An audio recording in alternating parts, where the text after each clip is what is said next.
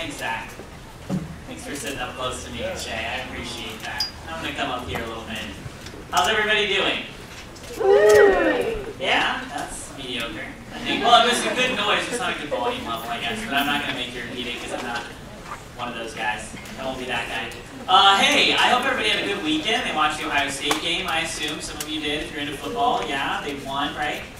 Yep. Yeah, right? Yeah, Hawaii. So, yeah, but really I think Hawaii wins in a lot of categories. But football today, yesterday, Friday, it's yesterday. Yeah, I don't really know sports too well. So, that's something about me. Yeah, awesome. I had a great weekend. I don't know what you did, but I had a really good one. I got to go to a wedding for some really good friends of mine. In fact, I have a picture. You can plop it up there if it's accessible. Oh, yeah, leave that up for a minute. Okay, so these are really good friends of mine. Now I can say Stephen and Sarah Denman. Oh, yeah. Anybody in the room know either of them, both of them? Yeah. Okay, so Stephen used to be a New Life a while back ago. And this is a really special picture to me because almost all of these people lived in Lincoln Tower, right over there. Yeah, on the 22nd floor. My junior year, I lived there with all of these folks. That's where Stephen and Sarah met, and so this was like our little reunion picture. But it was a really beautiful wedding. It was awesome. Stephen is also Chris's best friend who was up here on the guitar, so he and Tara were there as well. It was an awesome weekend, a really cool time to spend with some of these people. Now they're all doing all kinds of things all over the place. A couple of them are working on PhDs and really fancy things that I couldn't even explain to you. One in Arizona doing HR consultation, really cool stuff. And then some folks who stuck around in Columbus doing awesome things here too. So it was really special. It was a fun time. I will tell you though that at weddings, and particularly at this one, but generally, I get kind of in this celebratory yet melancholy. I don't often use the word melancholy because I think it sounds pretentious, but this is one of those situations where melancholy seems appropriate. Yeah, I just feel kind of, it just makes me be really reflective about things, and I don't know, I turn into a very poor, like unqualified philosopher, I think, at weddings. Yeah, so I was walking from the dessert table back to my table with those folks, and you can take the picture down now. You know, just thinking about like their life and when they met, and I was there when they met, and how everybody's gone different places, and then you see these precious old people who've been married forever, and they're celebrating, and they're talking about, you know, their marriages. In my mind, that's what they're talking about. They're probably just talking about what TV show they're going to watch this weekend or something. But in my mind, they're reflecting on their marriage for the last 6 years, and I sit down at the table and I just start staring at Andrew and kind of looking off, and he's like, what? And I was like, what does it mean to be a human man? Now's not the time, crap. Now's not the time for that.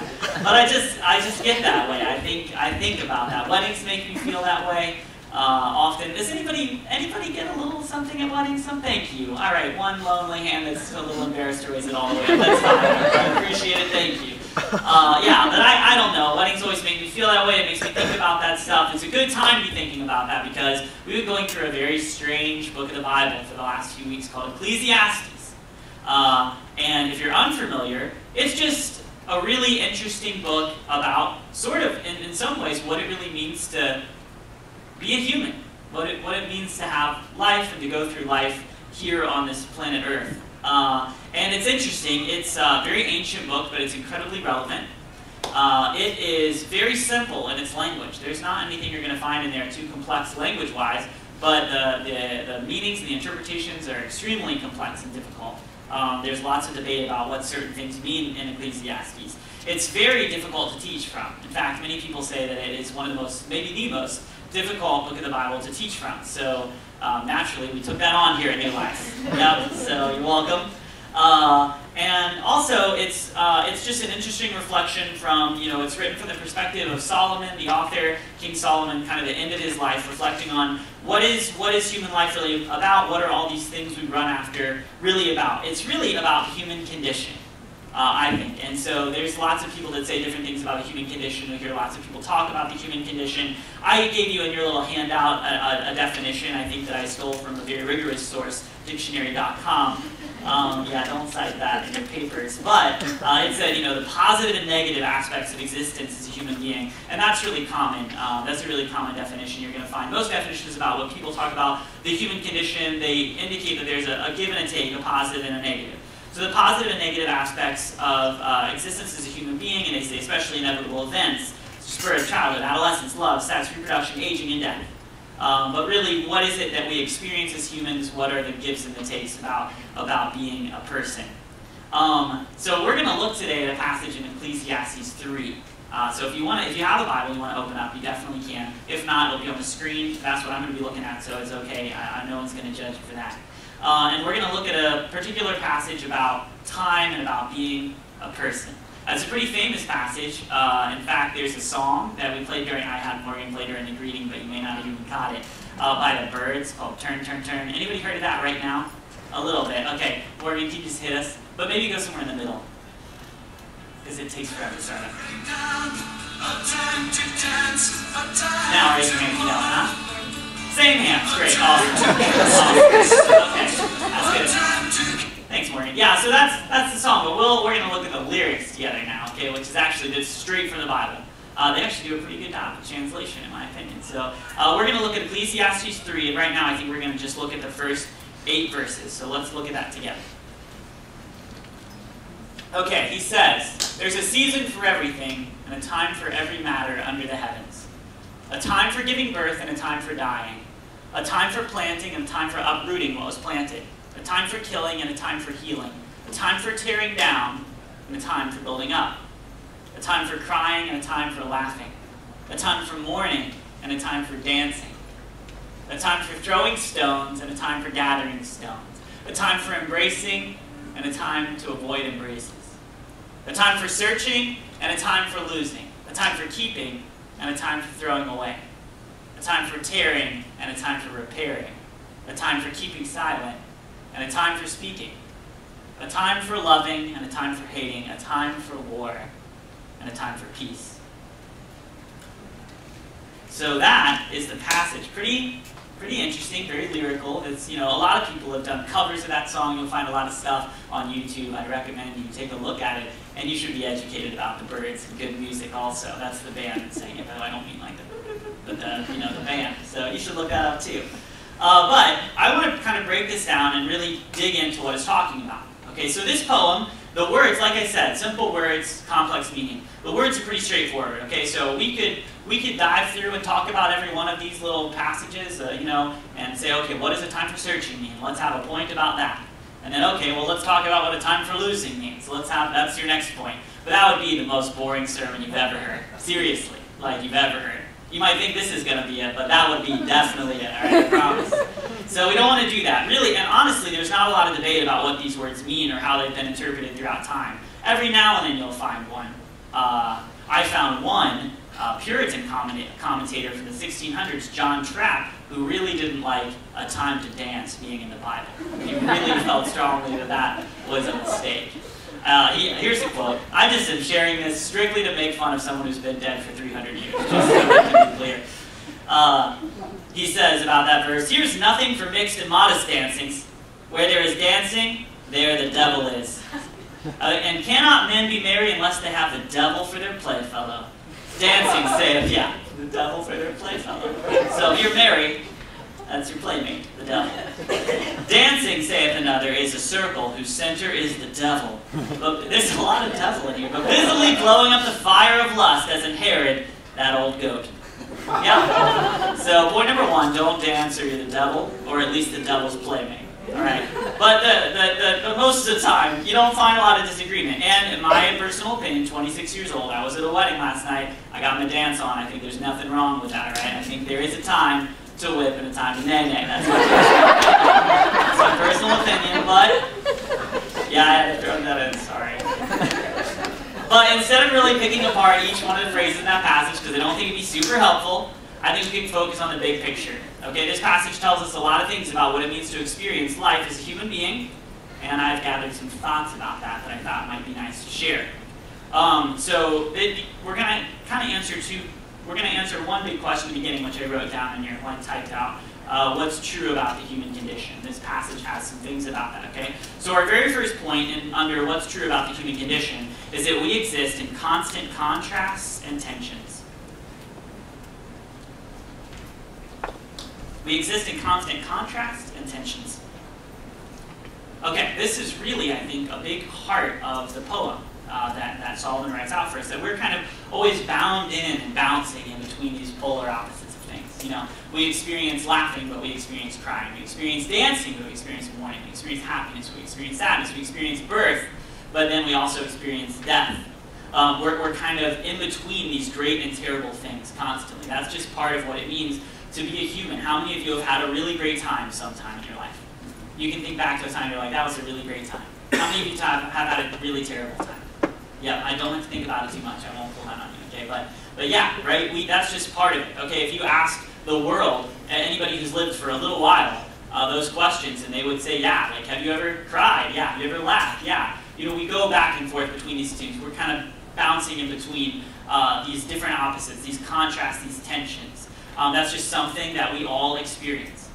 So if you ever hear someone speaking some message about how life should always be happy, always be painless, always be perfect, especially if they're attaching like Christianity to that, like, oh, follow Christ and you'll never have any problems anymore, or you'll only experience this one side of life, you should know that's wrong. You should run away from that, okay? Because that's just not anywhere in the Bible does Christ say that he's going to make this life perfect and painless and happy and you get all the promotions you want right here, right now, okay? That's never ever said. So if you see someone mentioning that, that's cheap, okay? So I mentioned to you that I turned into this very poor, unqualified philosopher about life at weddings. I have a quote from another poor, unqualified philosopher, Harry Potter. So if you wouldn't mind bouncing that up on the screen. Daniel Radcliffe, to be fair, he's more than Harry Potter. He has this quote that I thought was pretty interesting. He says, "I have a problem with religion. Tell us what it is, Potter." Or anything that says we have all the answers, because there's no such thing as the answers. We're complex. We change our minds on issues all the time. Religion leaves no room for human complexity. Daniel Radcliffe. There it is. It's on a meme, so it must be true. Here's the thing. I think I agree with Harry Potter that anybody who tries to simplify life down and say there's no complexities about it is giving an ignorant answer, honestly. But I'd also say, Danny, have you ever opened the Bible? You know, have you ever taken a look at it before? Because I think that it's full of admittance about the fact that human life is complex. Human life is a balance between the backs and the forths, and the goods and the bads, and the happens and the sads, right? And there's not exactly an understanding of it, except that there's always going to be a time for something. So the Bible, the worldview of God, it does not ignore human complexity. It stares it right in the face. Now, it does provide answers, and we'll get to that in a little bit. But to say that this religion leaves no room for human complexity, that's just BS, all right? I like what you're saying, Danny, but you're a bad philosopher, okay? And in this particular instance, because here we have a passage dedicated to the fact that human life is messy and complex, right? It's not straightforward. There's a time for all kinds of different things. This passage that we just read, it makes me think of Lois Lowry's world that she created. Anyone know who Lois Lowry is? Okay, who is she? What did she write? Giver. The Giver. Thanks. Yeah, did anybody know who The Giver is? The book, The Giver. A little better. Raise your hand if you've read it. I'm not going to say raise your hand if you haven't read it because I don't want to judge you so hard right now. But if you are not raising your hand, you need to get a copy of that book. It's short. You can read it. And I'm going to ruin it for you right now, so it's fine. All right. I won't ruin everything, but I do have to say a little bit about it. She wrote this book called The Giver, and in it she creates this world. And when you start reading about it at the beginning, it's a world in the future, but people aren't. The people are people, a little bit like you and me, but something's different. You start reading The Giver, and it sounds like a perfect place to live, right? And anybody who's read it can probably agree with me, right? They live in these communities, and there's no hostility, and there's no war, and there's no pain, and there's no suffering. There's no unpredictable climate, there's no unpredictable anything, and there's no conflict. But when you start reading it, you realize that how they managed to keep this is because they've gotten rid of all sorts of things. There's no conflict and there's no discrimination because there's no human difference anymore. They ruled that out. There's no hate because there's no opportunity to fight over anything because no one experiences love or any kind of emotion. There's no divorce because there's no real family anymore. And really, the more you read, the more you start to think this world that seems so good has removed everything about what it means to be a human being. And through the book, the character starts to learn from the giver. He's the receiver. He starts to learn from the giver what it really means to be a human. And it is all these good things, but it's also all these bad things. And there's something kind of beautiful about the contrast. So that's my little pitch for the giver. You should read it. But it made me think about this passage too, this reflection that we experience both, and that's just part of what it means to be us. There's a lot of joy and meaning to be found in life. This passage necessarily doesn't provide answers for why we experience good and the bad. Solomon doesn't. This book doesn't do a great job at that all the time. But thankfully, the Bible, the only part of the Bible that was given to us wasn't Ecclesiastes. If it was, church would just be a very depressing place all the time. Like, come in or don't. It's all vanity anyways. You know what I mean? So, but thankfully, we have some other things that we can interpret Scripture through as well, and we're going to get to that. But I just want to say, that there's great tension in this passage between these two poles that it bounces back and forth in. And most commentators say that the repetitive nature of this poem is supposed to indicate the fact that we are kind of trapped, bounded in and bouncing around in between what it means to experience these things in life. And then there's an even greater tension, and I would call this the great tension, mentioned in this passage, and this is in 10 and 11, okay? And let's read it first, and then I'll kind of tell you. So he moves on in a couple verses to say, I've observed the task that God has given human beings. God has made everything fitting in its time, but has also placed eternity in their hearts, without enabling them to discover what God has done from beginning to end. I'm going to look at this one more time. It's kind of tricky. It says, I've observed the task that God has given human beings. God has made everything fitting in its time, but has also placed eternity in their hearts, in the hearts of every human being, without enabling them to discover what God has done from the beginning to the end. This is a really interesting passage and much debate about the interpretation of this, but here's something that I can tell you when I talk about this great tension, and here's what I would write out if I were taking notes. It says, we exist with a built-in capacity for something beyond ourselves. That's what I'm going to narrow this down to. Okay, we exist for a built-in capacity for something beyond ourselves. The writer goes through these tosses and turns back and forth, but then at the end, he says the real kicker is that we're kind of bound in, we're fitted in our time, and that's good, but there's something that God put in you. God put something in you and in me that is calling out for eternity, is what it says. The word is it's a Hebrew word, olam. And there's some different interpretations of it, but usually it indicates, and it's used a lot in the Bible, usually for everlasting, or it has this idea of something going on so far in both directions that it starts to be hidden. Like you stare off until you can't make it out anymore. It's out there, it's hidden, it's in the beyond, it's in the everlasting. Out now. So that's the word. It says that this thing that reaches out so far beyond and hidden from us is still kind of placed in our hearts. So even though we're kind of bound in time, and we're bouncing between these realities, there's something in us that calls out for something outside of us, something that knows something greater than our experience.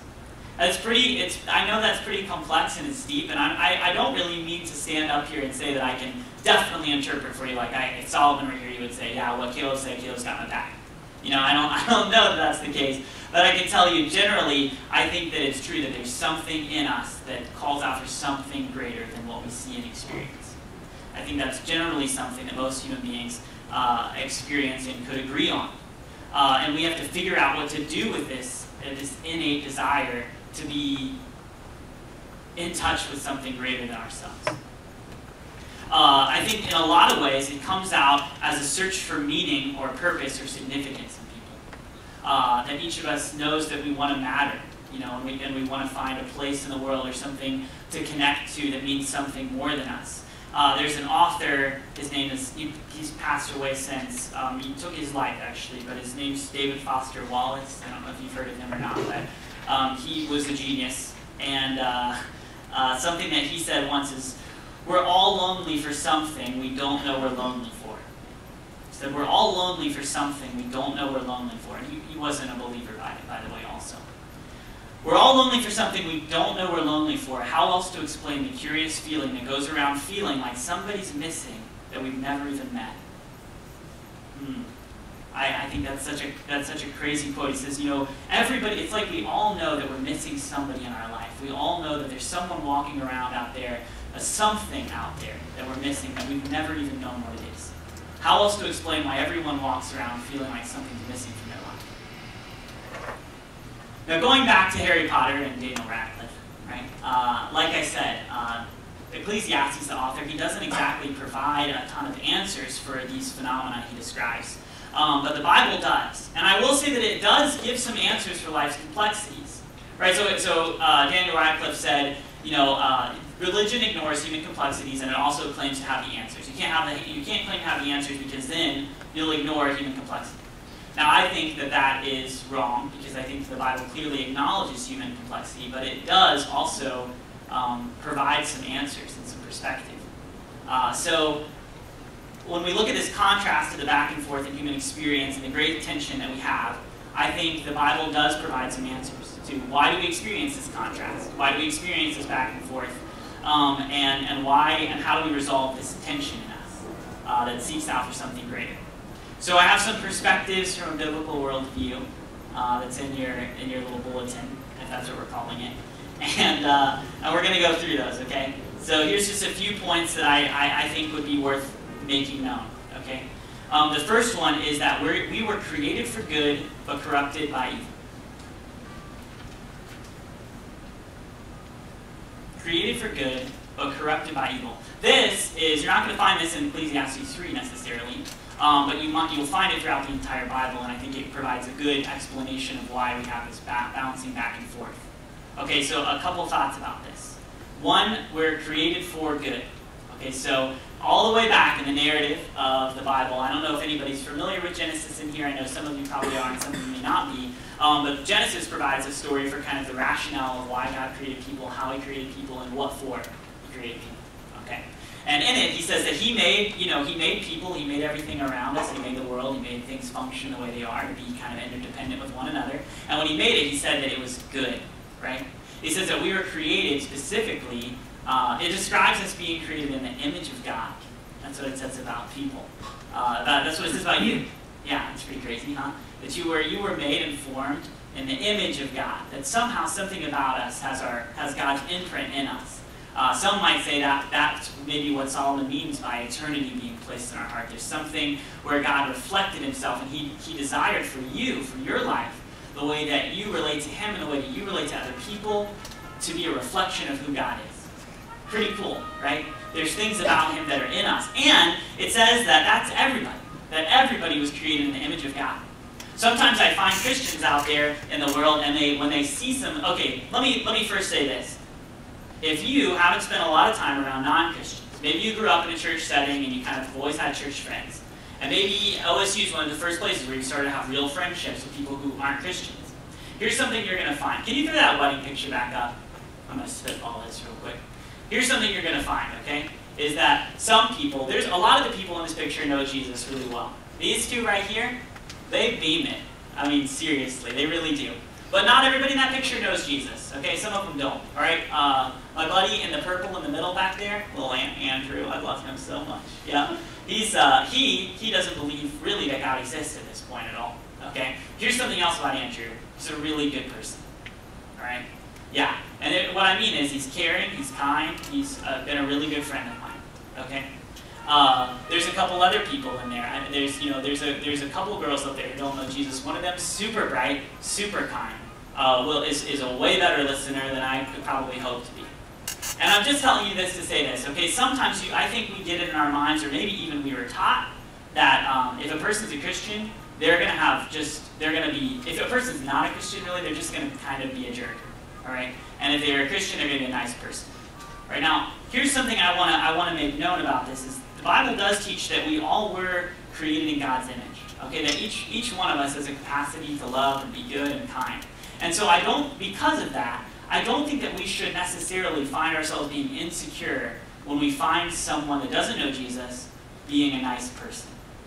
And sometimes this happened to me. Okay, when I lived with those folks, it's fine. When I lived with those folks my junior year, that was my first time having real friendships with people who weren't Christians. And I know some of you may not have experienced that. Maybe you've had that your whole life. For me, I was real churched when I was little, just capital C, real church.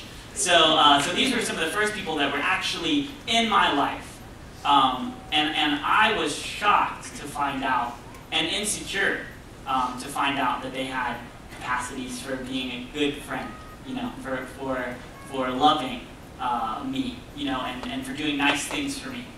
And here's the deal, that's just, if you have this mindset that only Christian folks should be nice folks, and we're going to get to the second half of this in a minute, then that's gonna lead you down a path that won't be too stable.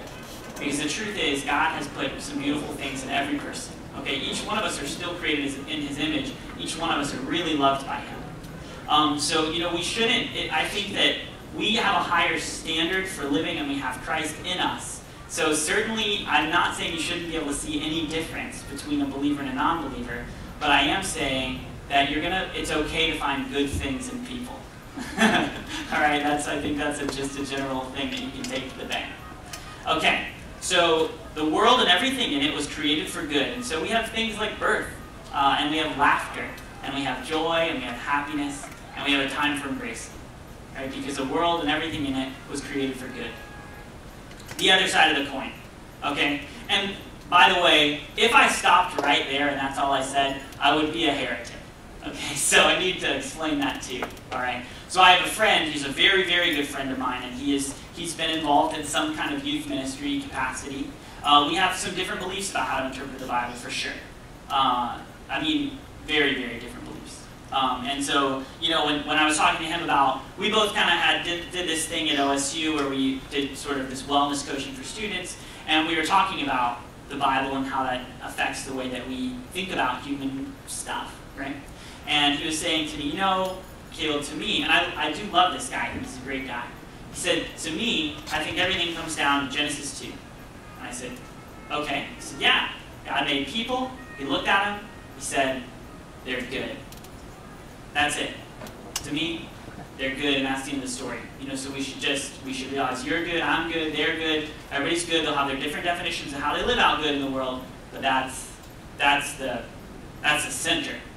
I was like, I think that is a truth that I did ignore for a long time, but also, turn one more page, seriously. You know what I'm saying? You can't read 2 pages of the Bible and get your whole interpretation from it. Turn one more page and you'll see that those people that God created to be good jacked everything up. Seriously. You know what I mean? So they were, you know, the Bible then moves on to say that we are damaged and corrupted by evil.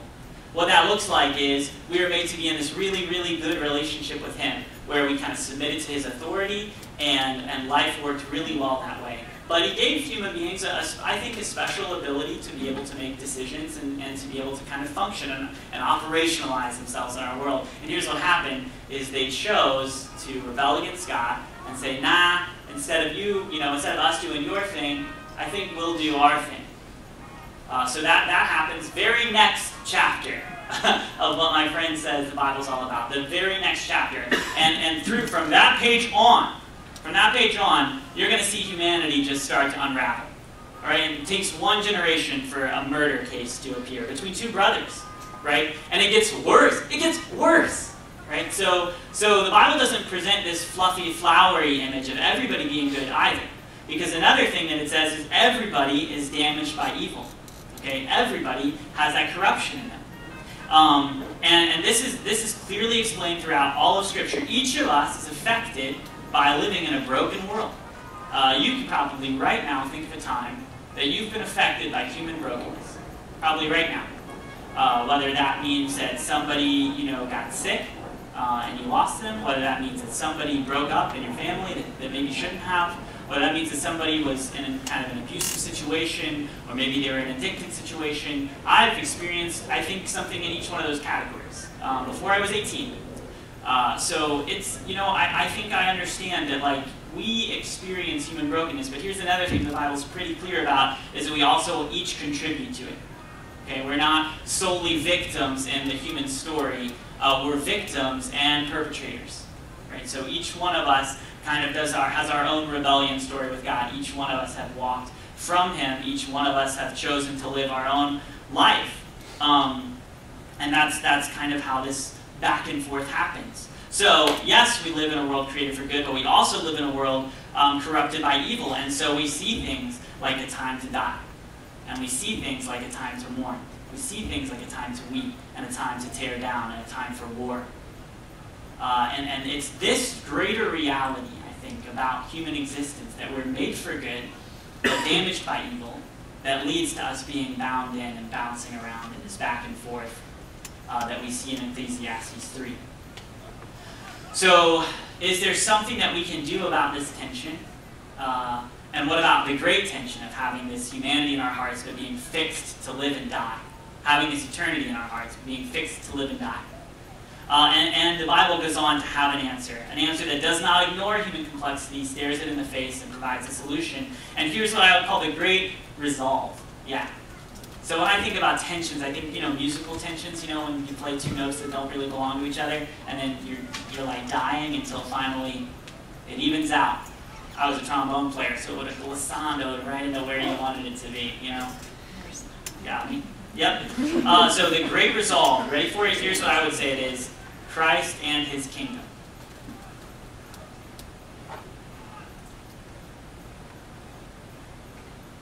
So the scriptures point to Jesus as being the great resolve, the great resolver of this tension, the great resolver of the great tension in your heart, okay, about what life is all about. And here's why, okay? And it's really important that you keep in mind that damaged by evil, created by good, damaged by evil story when we think about why Jesus matters, why what he did matters. Okay, and I'll tell you kind of three general things that I think he did, all right? Although he did a ton of stuff that we will actually talk about forever. So yeah, actually we will. Not even we could, but we will. But I won't talk forever because you're gonna want to get lunch. All right. So here's three things that I'd like to mention. One, he identified with us. He identified with us. Yep. I didn't leave you a space in the notes for this, so you can write in the margins on your hand, whatever. He identified with us, right? In kind of a beautifully upside down sort of way. Because I think this is kind of a cool thing, is that in each human being there's something calling out for eternity, and God's response is to take eternity and put it into a human being. Whoa, that's so crazy, isn't it? Yeah, he identified with us by becoming one of us, and experienced the human condition that we just talked about this morning. So eternity steps into humanity. Christ, God in Christ becomes a man, takes on the human condition, becomes one of us, experiences a world damaged by evil, but unlike every one of us, never contributes to the issue. Right? So he identifies with us. That's something that he does initially, that Christ is God in flesh, that he is God taking on human experience. You're just not going to really find something like that. That's mind-blowing anywhere else. The phrase Emmanuel, and some of you probably know this, is a common term for Christ. It literally in the Hebrew means God with us. Yeah, so it's pretty cool, pretty stinking cool. All right, so he identifies with us. Second, he owns our corruption. Owns our corruption. Okay, remember we said that the world was created for good, but damaged by evil, damaged and corrupted by evil. It says he owns our corruption. So that's on the cross, if you're familiar with that, Christ on the cross. That on the cross, he took the damage for us. He took the penalty for all that corruption. He took it and bore it on himself. Those things that created that broken relationship that we have with God, he put that on himself. For me, and for you, and for everybody out there. The sins of the world, including mine and yours. And he died as a sacrifice for what the Bible calls our sin, that damage, that corruption. Okay, so that's what he does with that part of the tension, right here.